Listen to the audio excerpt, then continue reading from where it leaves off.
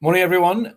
We've heard from all the top-level diplomats. I'm Peter Foster from the Financial Times, and I'm going to try and take you into some of the nitty-gritty of Brexit. Now, the whole question of divergence.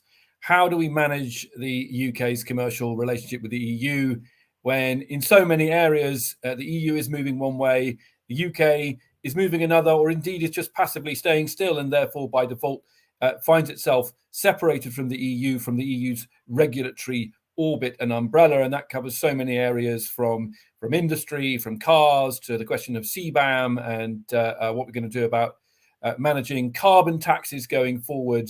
It's a massive area, and we've got 45 minutes and a brilliant panel to take you through it. Stephen Phipson is the Chief Executive of Make UK. 35-year career in industry. In fact, he says it might be 45 years. It's so long he's forgotten. He currently runs Make UK, which is the manufacturing organisation lobby group. Previously worked at the Department for International Trade, now the Department for Business and Trade. I've also got Anu Bradford, who needs no introduction in this town, Professor of Law and International Organisations at Columbia Law School, the author of The Brussels Effect, which we all know, the great regulatory Death Star that is the European Union, its ability to set the rules of the road, a regulatory behemoth. But now she's working on a new book, Digital Empires, the Global Battle to Regulate Technology, which is out in September. And I think Anna's going to help us pull out from the very sometimes parochial discussion between the EU and the UK on this subject. And then to keep us all honest, we've got Stefan Furing, who's a former member of Michel Barnier's Brexit task force and is such a glutton for punishment that he's now running the unit that oversees the EUUK trade deal, the Trade and Cooperation Agreement. And it's brilliant to have him along and give us an insight from inside the Berlin Wall, inside the mothership. Stephen, I want to start with you. We're going to hear from the panelists just briefly. And while they're talking, please fire lots of questions into the chat because I want to keep it a lively discussion with your questions. But Stephen, I want to start with you. Obviously, massive upheaval when the TCA came into force. I think it's fair to say that the deal wasn't everything that industry had asked for and wanted when you think of cars and chemicals, etc. Can you give us a view from your desk of what UK companies with highly integrated supply chains in the EU, how they're finding it, and maybe briefly, because we'll come on to this, what they want to see going forward?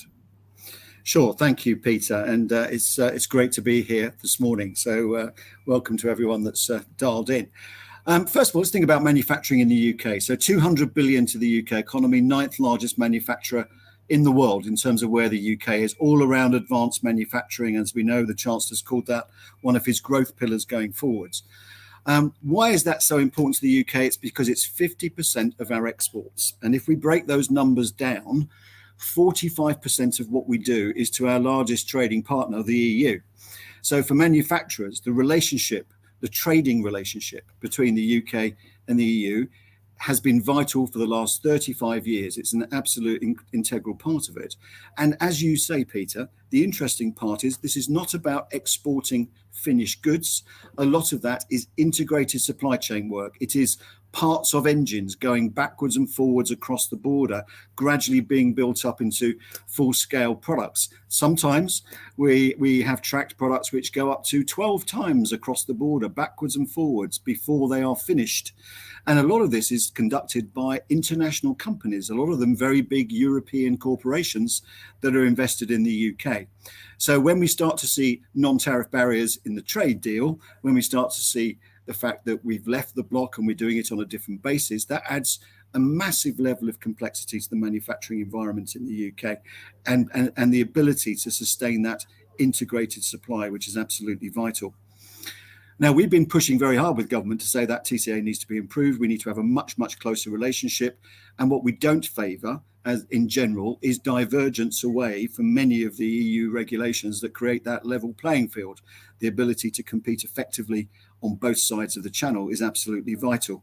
And I think we've gone through a phase where we had an almost religious fervour by government to have a bonfire of regulations and move away with anything with EU written on the top of it, to a period now of realisation about just how important some of those issues are. We've seen, for example, to evidence that, the pushback of things like UKCA, the product conformity marking. We're on our third U-turn on that particular one, because we know that will create another barrier to trade between these organizations. We see it on areas around food and drink manufacturing with the meat certification program. We see it on the chemicals program, which is vital to the manufacturing sector in terms of UK REACH not being implemented yet properly, because we are still in that process of trying to recreate an enormous process that's been there and working very well in Europe for many, many years. So there's a bit more of a realization now that a lot of that isn't a good idea. I was very heartened to hear the business secretary's speech in the House of Commons recently about not doing a bonfire of regulations and picking and choosing those battles going forward. That's good. But the other thing we're noticing as manufacturers, Peter, is that the EU is somewhat quicker at constantly updating regulation than the UK is. We're not used to doing it. We've had years of not doing it.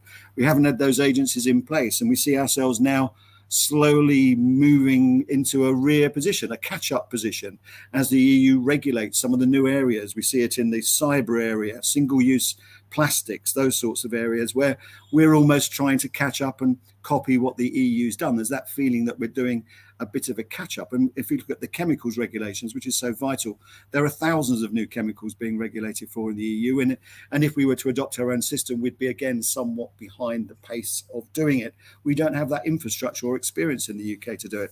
So it worries a lot of people. And of course, now we're entering another phase of subsidy competition.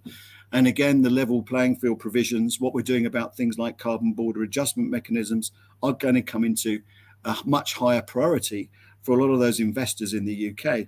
And that's important, you know, because a lot of inward investment in the UK is about accessing the EU market. And if we haven't got that ease of doing business, that comprehensive agreement that gets us in the orbit of the EU in many respects in terms of having similar regulations or a similar framework, then that's going to hamper us in terms of that going forward. So for many of my members, the tens of thousands of manufacturers that I represent in our country, the idea of mass divergence just makes no sense whatsoever. What makes sense is to be as close as possible and to make sure that we have a system that is mutually recognized between the two blocks to make it work effectively going forward. So that would be our pitch, Peter, in terms of where we are on manufacturing at the moment. Mutual recognition, Stephen. There's a dangerous thought. So I think it's fascinating, and I do think it is often forgotten, your point that 50% of UK exports are manufacturing. I appreciate it's a services-driven economy, but when you look at what's exported, it's an incredibly important part. Now, you touched on a bunch of things there. I think REACH, UKCA, the fact that the UK government, the UK industry rather, doesn't want whatever Jacob Rees-Mogg believes to to keep diverging. But of course, and this is, Stefan, where I'm going to bring you in here, the TCA is the TCA. I get that the mood music is warmer post-Windsor framework. We're out the deep freeze, but we're still a third country.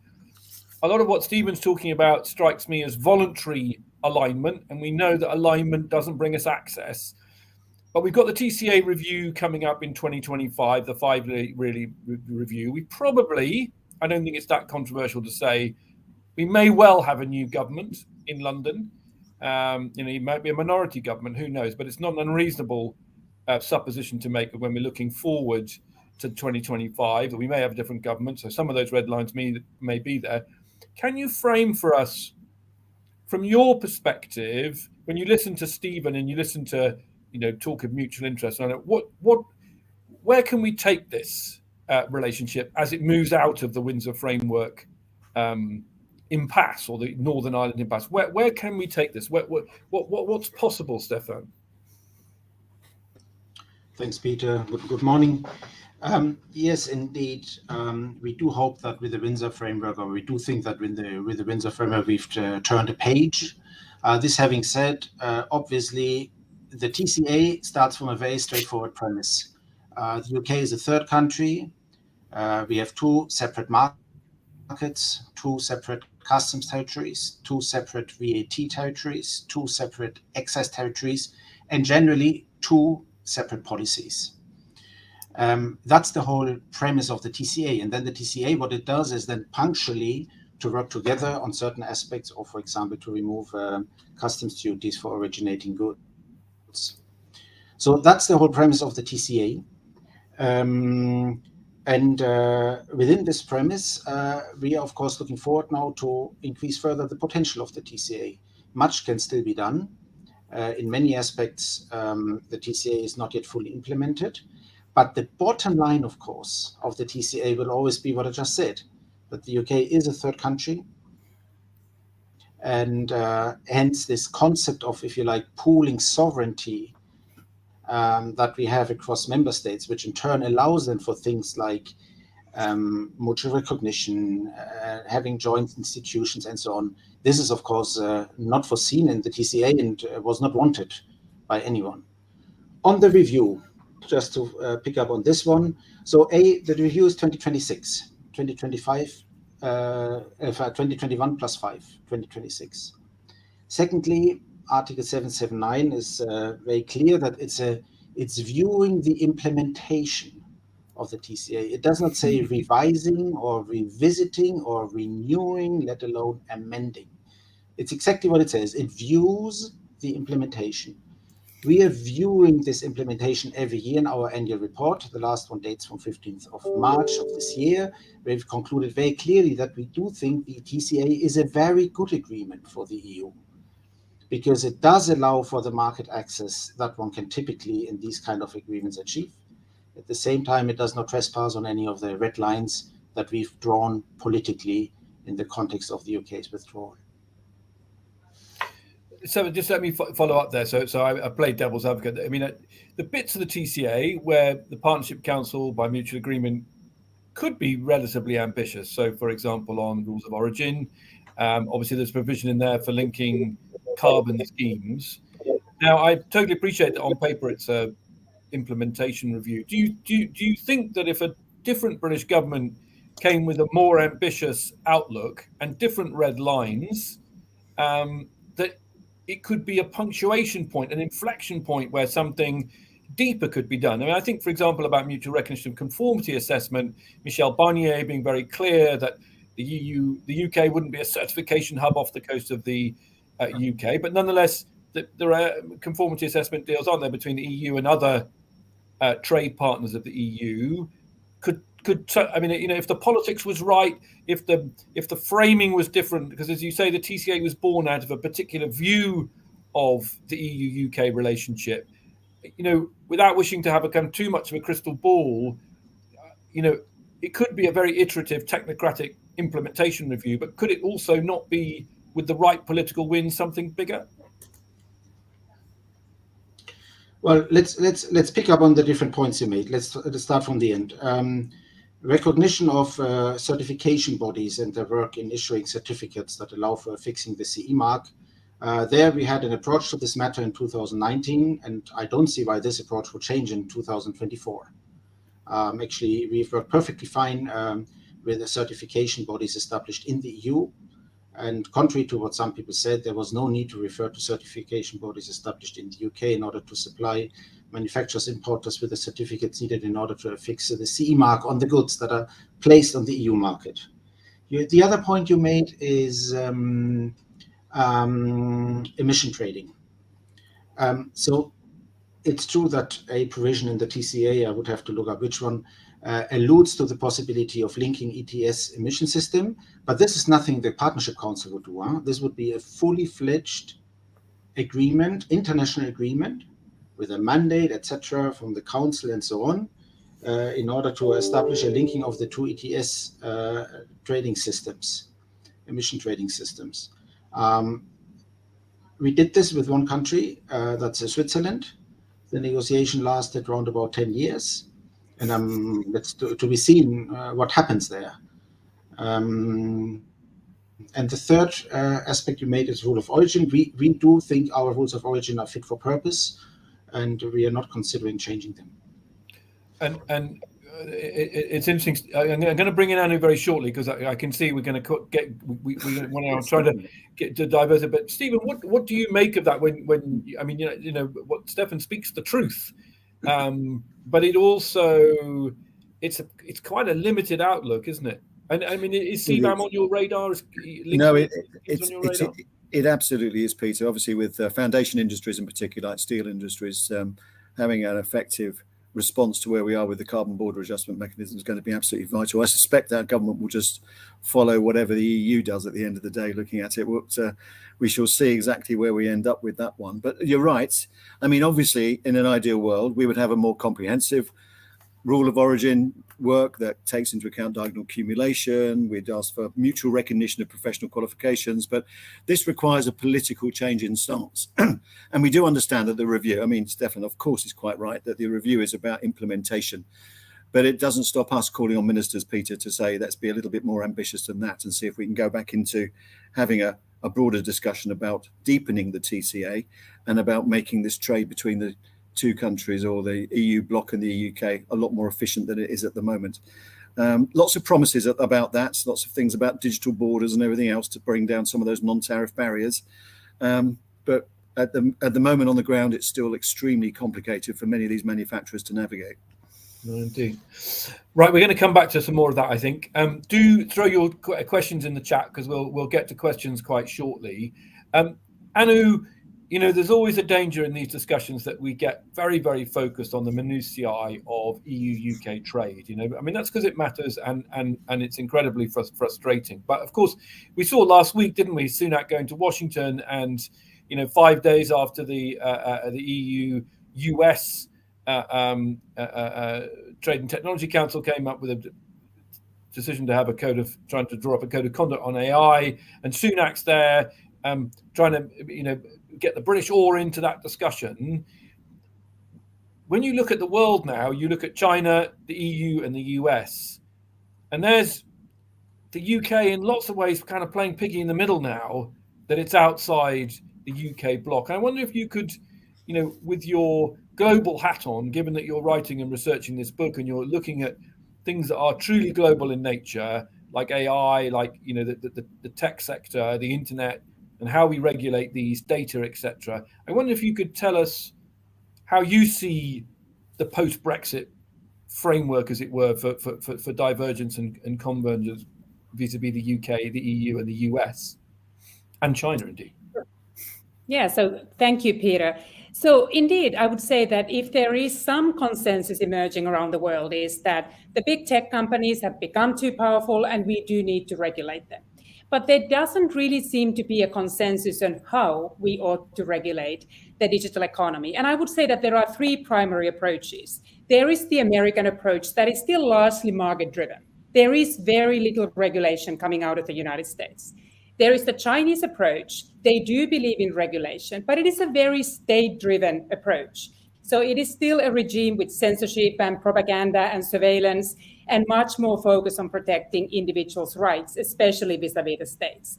And here I would say that the European Union offers really the third way. So we don't just think about this being a battle between the US and China, but the EU really offering its rights-driven vision for the digital economy. And if you look at the cadre of regulation that has been emanated from Brussels, that has been following the GDPR, so we have the Digital Markets Act and Digital Services Act. And now the EU is again leading the way with the AI Act that is going to be adopted still in the course of this year. So the EU is really paving the way to lead the world by an example, and again shaping the standards. And this regulation is very much sort of focused on protecting individual and collective rights. And here, even if we thought that the UK wanted to chart its own path, and there's a lot of rhetoric that we are more pro-innovation, we're going to be nimble, we can move fast, it reminds me a little bit what Stephen was saying, that the UK is playing catch-up. The UK hasn't been that fast, that the UK hasn't been shaping those standards. So yes, the UK has its online safety bill. The EU already has the Digital Services Act out. Yes, the UK has its Digital Markets and Competition and Consumers Bill. Well, the DMA is already now being implemented by the leading tech companies. Then there is also, the AI regulation. A moment ago, the UK was still saying that we really want to be pro-innovation. But now the momentum is really moving towards the EU's view that we do need to regulate it, and the EU is far along in showing the world one way on how to do this. So I would say that here the EU has shown that it is able to and willing to continue to regulate.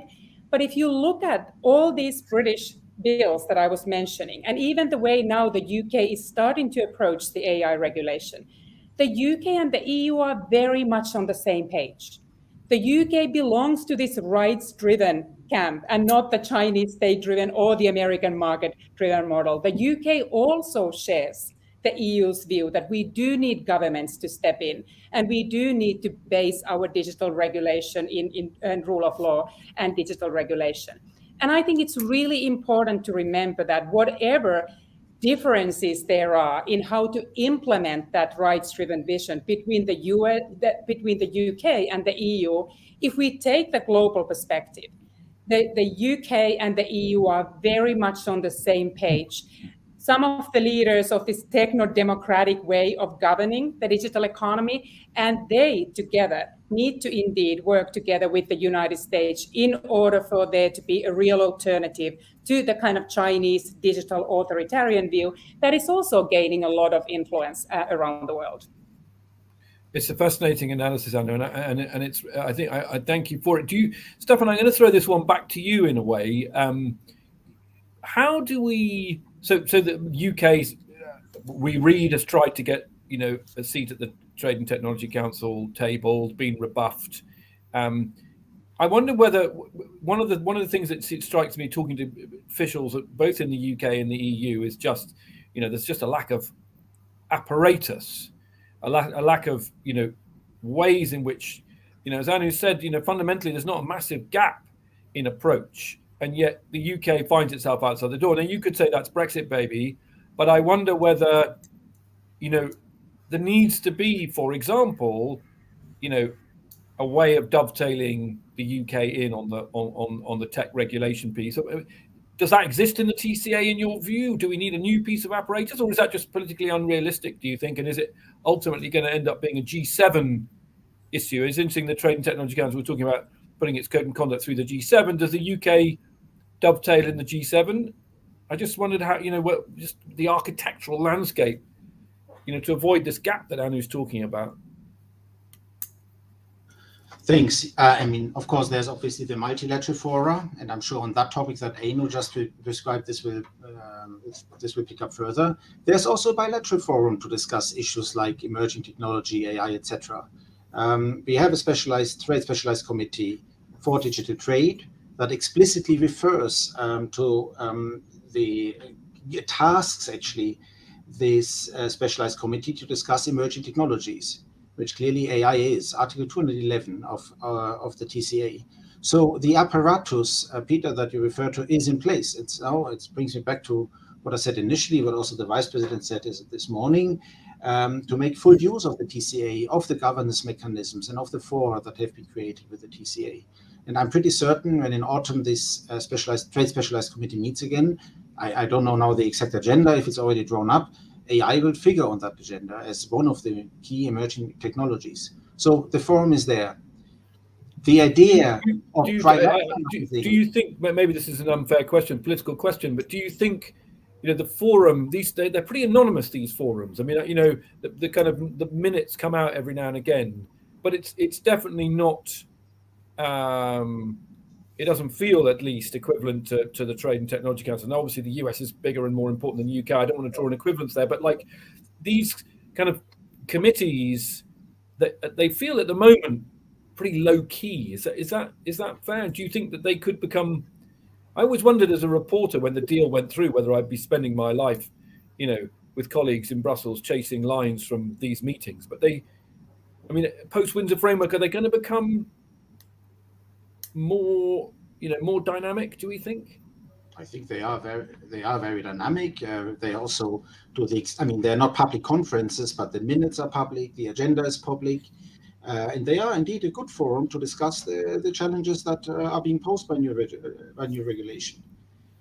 The idea that we now trilateralize everything we do with other trading partners in the world, this is of course totally unrealistic. It runs against pretty much every principle we have. I mean, this is not going to happen, but we are totally open, and of course the structures are there to have the bilateral exchange that the TCA wanted to foster. Yeah. Stephen, do you have views about how the UK gets a foot in the door? I think there's a danger here, Peter, of trying to compartmentalize some of these things. One thing that's been said to me over and over again, particularly by larger manufacturing, especially German investors in the UK or car manufacturers, is that sometimes we think about trade and cooperation agreement and new technology in separate buckets, or the digital agenda over here and the manufacturing agenda here. In fact, many of our big manufacturers are actually financial institutions now that happen to make something as a vehicle to deliver their financial products to consumers. Cars are a good example. If you take some of the big car companies now, their leasing arrangements are much bigger operations than their manufacturing arrangements. It's a means to an end. So one of the things we have talked a lot to government about is that it's very difficult to isolate these subjects out into separate buckets. Very often something to do with digital equivalents or financial regulations has just as much impact on the manufacturing sector as it does on those discrete digital and financial sectors. And we shouldn't lose sight of that. And we often think about these things in very, very, very significant silos, when in fact there are much broader sort of across themes going really effects that go really quite deeply into these sectors, that if we're not careful, we're not connecting together. So there needs to be a vehicle to address that. That's very, very important. If you look at particularly the larger companies, that's often the criticism we get, that we think about these things very much in these individual buckets, and we're not thinking about the cross-cutting thematics that make a lot of difference to these companies. I think that's a really important point, and I feel almost guilty as charged. I think we journalists struggle to see that modern manufactured goods are also part services, come with services contracts, mode 4, etc., and we are responsible partly because services are hard to write about because they don't they're not made of things. Really there, yeah, exactly. And I think that's a really important piece. Now we've got questions coming in, so I'm gonna fire some of these through. So the first one, and this is an interesting one. Melville Rodriguez, who's a consultant, says, does the regulatory divergence and other barriers to trade arising from Brexit result in unfairness to SMEs, small and medium-sized businesses, compared with larger businesses? Because obviously larger businesses are better equipped. Yeah. Stefan, I'm going to throw that one at you, because the TCA contains lots of warm words about trying not to disadvantage small businesses. But from my reporting, they're definitely having a tougher time. I don't know whether anything can be done about that, but it's a sort of fact of life, isn't it? Yes, it's a fact of life. Indeed, of course, for smaller companies, I guess it's more difficult to maneuver two different regulatory systems if you supply the UK and the EU market. It's a fact of life. And look, Peter, I don't want to be too theoretical, but at the end, there's a few choices that are binary. Yeah? Either a good is in the internal market or in the customs territory, or it's outside the customs territory and it enters the customs territory. Either you are a third country national or you are an EU national, which then impacts on your possibility to provide services within the internal market if you're established there, and so on. I mean, there's a few basic choices that you cannot work around, and these choices have been made. And of course, those that run relatively small operations have maybe more difficulties than to handle these choices. Yeah. Yes. I mean, gosh, it feels like we're going back in time, doesn't it? But when you look at the red lines that Labour have set around, their interactions with the EU, and you listen to Stefan there, Stephen, it doesn't fill you with great optimism, does it? No, it doesn't, and the data doesn't support it either, Peter. If we look at the data since we left the EU, there's about 30,000 manufacturing businesses that regularly trade with the EU. We've seen a 17% fallout, companies stopping trading because they found all the customs paperwork and everything else too difficult to do. And those 17% are 100% SMEs that have dropped out. The larger companies have found other ways of doing it and applied more resources. It's cost them money. And again, I wouldn't like to talk about individual companies, but some of the large German corporations are talking about many millions of pounds in additional bureaucracy costs. But the ones that have dropped out of supplying all that trade with the EU from the UK, the 17%, are almost exclusively SMEs. So it bears it out. It's been very disadvantageous to SMEs. I know, wearing your old Brussels effect hat, I mean, none of this is a surprise, is it? No, I don't think it is a surprise. And I don't think should be a surprise to anybody. in the UK either. So I think we can go back to the false promises that were made about regulatory independence, about how nimble and competitive the UK can become, because we bring down these costs of trading. And what the UK finds itself now is exactly the situation that has been described. And especially, I share the concerns about the smaller and medium-sized companies that disproportionately now are struggling to meet duplicative regulatory requirements. So, Anu, I'm gonna tell you what. So just because I want you to address this as well, because we just had a question in which dovetails with this. So Malcolm Harbour CBE, who's a former MEP, has asked what role standards could play with the divergence issue. Is that something that's going to rise up the political agenda?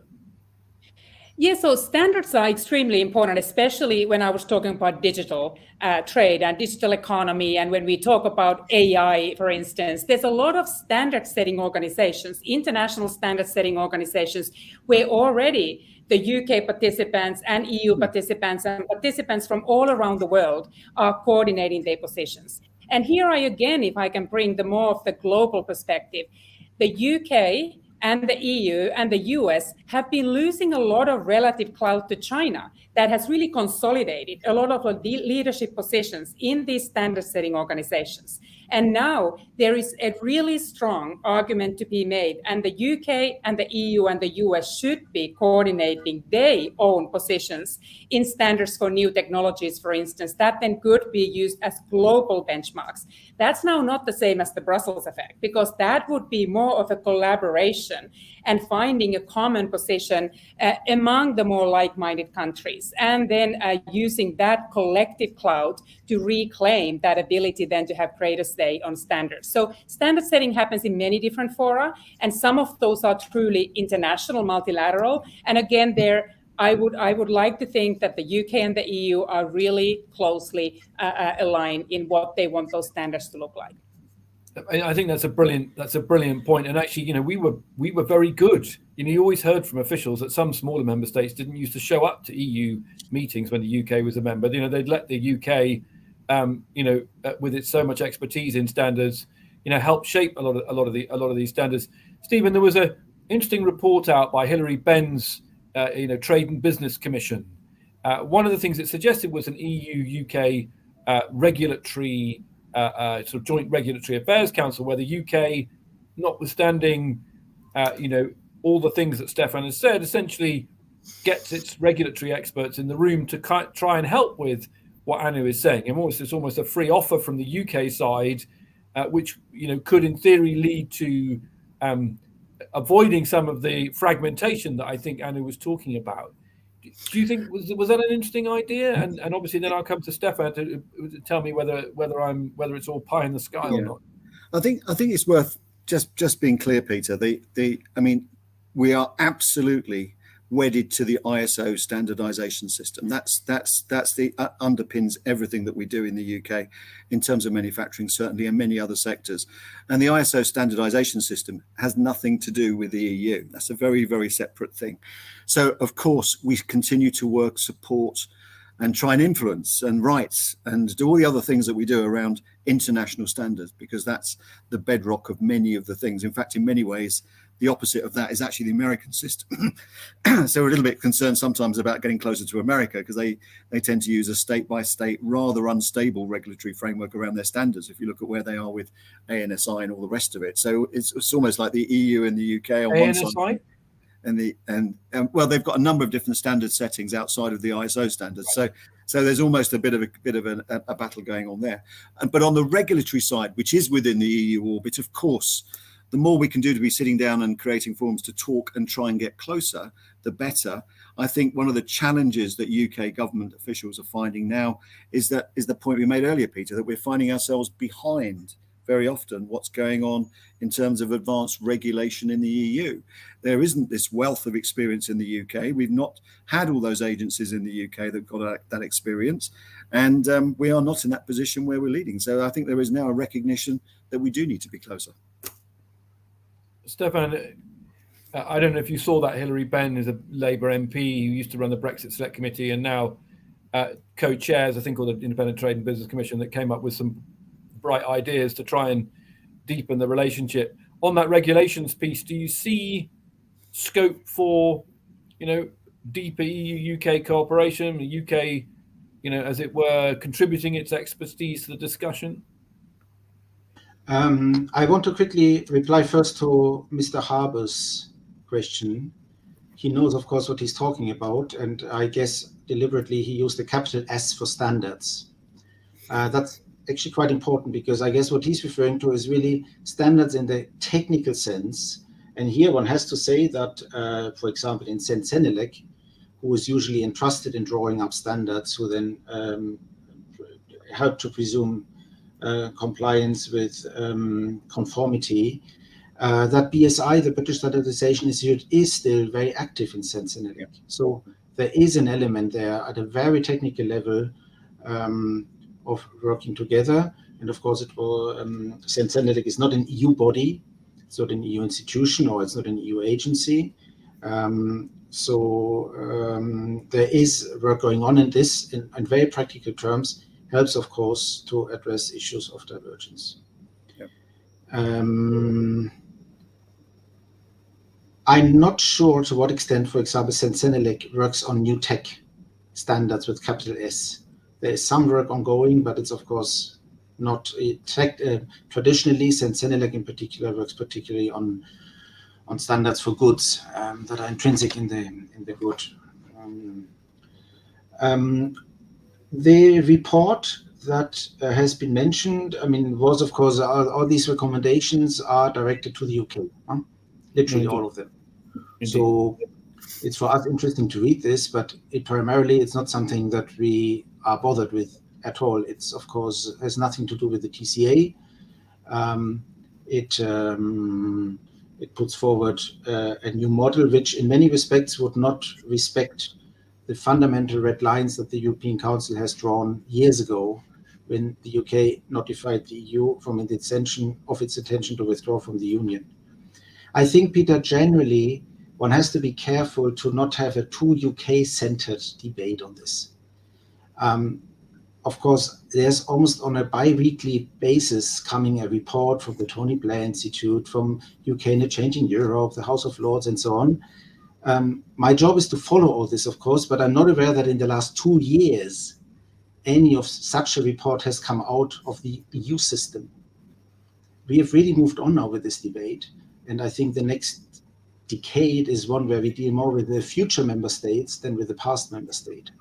So a little word of caution here on whatever is being proposed. And that is indeed why we have the EU-UK annual conference, to try and inject some reality into the conversation. I still wonder, vainly perhaps, whether and we've had a number of questions actually in the chat from people watching on this, whether notwithstanding what Stefan just says, whether you could have a sufficient political reset that it would change the nature of the conversation. One of those Tony Blair Institute reports talks about kind of reverse retained EU law bill, and Anton Spisat report, where you start to more like Switzerland, as it were, dynamically align on certain sectors in law, and you start to reopen a discussion about level playing field. I think you quickly would have to move beyond some of the red lines set by Starmer thus far. But maybe that's one for the future, because actually the last question comes from, well, not the last question, but in that vein, from James Newman, who works for TLDR News, says, it's a very hypothetical question, but if there was political will, could the UK rejoin the single market during the next government term? Stephen? Or is that just a moot question? I don't know the answer to that, Peter. We obviously would like closer and closer alignment from where we are at the moment. We're just too distant. It's too complicated. The other thing about business, we speak a lot in the UK about all the other trade deals that are sort of the opportunities for global Britain going forwards. And whilst undoubtedly there are opportunities, business is largely about proximity. When it comes down to manufactured goods, proximity is everything. And the proximate largest market for us is the EU. So really, we need to find ways of getting much closer. I I'm dismayed to hear politicians have red lines at this stage about what might be the future. I think we should leave everything open on the table and see what's appropriate, given where we are with this. I mean, we've done Brexit, that's fine, but we need to think about really trying to get a much closer relationship than the one we've got at the moment. I appreciate Stefan's point about this is an implementation review, but we do need to see some political will to get closer than where we are at the moment to make it function properly, which it's not doing at the moment. No, I mean, Stefan, I have a question from Peter Holmes, who runs part of the UK Trade Sussex, the UK Trade Policy Observatory at Sussex University, written some of those reports to which you referred. He makes the point that the review clause refers only to the implementation of the TCA, but it also mentions, quote, any related matters. So what scope do you think might be in any related matters? I don't know, but what matters to us is that it's a review. It's not a revision, let alone a renewal or an amendment of any sort. I just want to be very clear that this is a review. It's something that we have in literally every piece of legislation nowadays. But from there to actually amending an agreement of the kind of the TCA, it's really a very long shot. Okay, and as I said, we have concluded at least with the to 2022 that this is a good agreement. It works for us. It gives the EU the market access it needs. At the same time, it did respect the political boundaries that were drawn. Yeah. So we've only got a few minutes left, and I just want to go back briefly to something that actually Stephen raised indirectly, which is a question from Richard Barfield, which is about services and the MOU on financial services, which was finally put over the line post-Windsor, is welcome. But he makes the point that TCA is pretty silent on services and therefore questions whether the review of the implementation is likely to move things forward very much on services. I don't know if you agree with that, Stefan. But he asks, what do you think are the most important political developments required to facilitate more effective services trade between the EU and the UK? Stephen, do you want that one? Stefan? It's probably one more for Stefan, I think, in terms of the financial services part of it. Again, I would say, I mean, just to reiterate the point that for manufacturing, the services part is as good as important as the manufactured goods part. But when we look at any of our trade deals, Peter, you know, what is a trade deal? Most of these trading deals are about primarily agriculture first, seems to be the majority of them. And then it's about the transit of goods across borders. So very few of them indeed actually have more of a services or digital content in them. And I think when the TCA was constructed, and Stefan will correct me, obviously, that is exactly the sort of approach we took with this one. Yeah. Stefan, I think a final word on that, and then I'm going to come to Anu finally, and then we'll wrap it up. The bottom line on services is, at least for mode 1 and 2, as you know, all you have to do is to establish in the EU, and then you avoid many of the problems that you have with mode 1, at least service provision. I guess that's why in practice not so much is being written about services, apart from the fact, of course, that since there's only a VAT but not a tariff due and no rules of origin and no customs, etc., this is less visible. Yeah, no, indeed. Right, Anu, you have the final word before I wrap it up. I'm just curious, you know, when you listen to that discussion and you know, maybe wearing your American hat, where you feel it leaves the UK.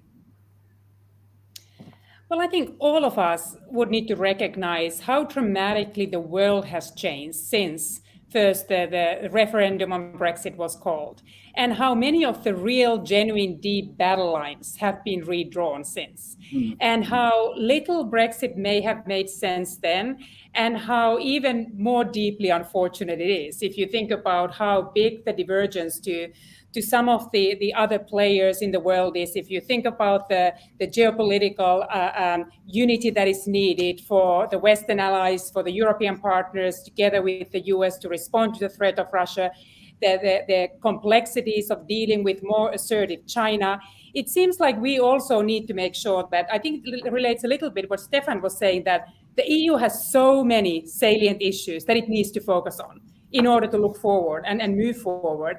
And if you really think about the case for working together alongside with the UK, as opposed to rehashing some of these battles or trying to create more divisions between the two players that fundamentally have political, economic, ideological, geopolitical interests very largely aligned. So I guess that's sort of one of the takeaways that I have, that we need to still manage the divergence because there are issues that continue to require tremendous management. It's unfortunate, and we only have limited ability to dedicate the resources for those battles because we also all need the political capital and the resources to manage some of the deepest and most complex relationships where the UK and the EU actually need to be really on the same side. You know, it's a brilliant note to finish what I think is honestly, you know, quite a sobering panel, you know, listening to Stefan and the contrast between, as he says, some of the castles in the air that are built by organizations in the UK, you know, and to some degree by journalists like myself. You know, the dial isn't going to be shifted without something shifting, I think is what I take away from this discussion. And from listening to Stephen and Anu, it needs to shift. You know, there's a long way to go. Right, it's lunchtime now. We're all going to be back on deck at 1300 BST, 1400 CEST, and that's all from us now. So thank you very, very much to Stephen, Stefan, and Anu for what was, for me at least, an absolutely fascinating discussion. Thank you. Thank you. Thanks, everyone.